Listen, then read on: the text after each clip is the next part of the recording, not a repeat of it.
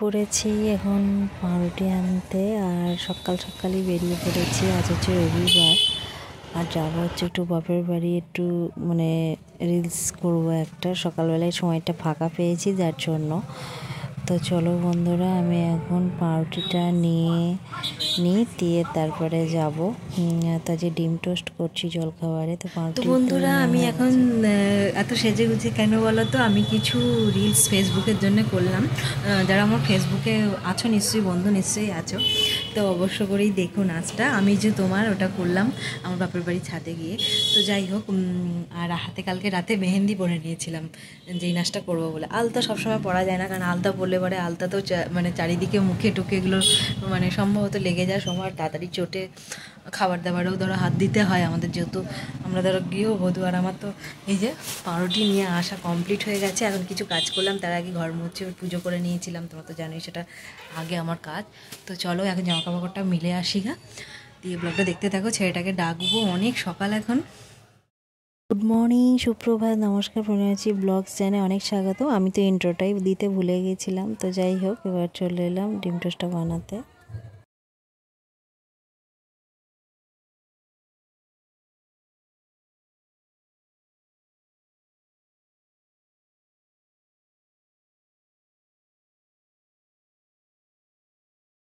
বানানো কমপ্লিট। আমি এবার খাওয়া দাওয়াটা সেরে নিই, আর ওদেরকেও দিয়ে দিয়েছি, ওরাও খেয়ে নিচ্ছে।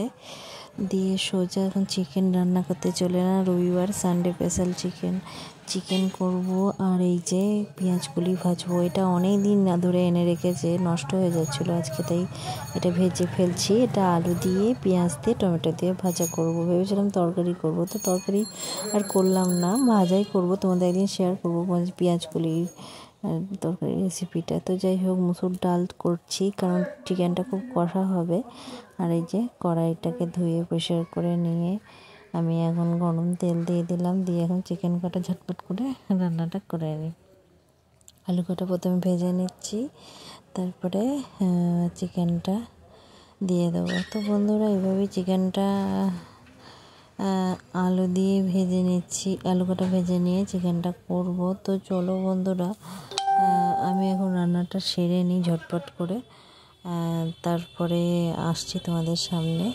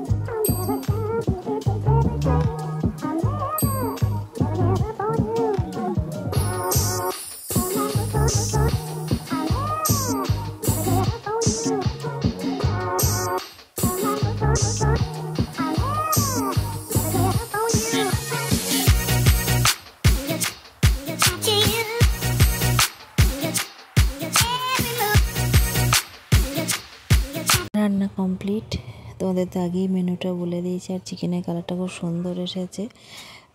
তো যাই হোক, আর এখানে ভাত, এইবারে একটু ভাতটা সাজিয়ে গুছিয়ে ছেলেকে দেবো।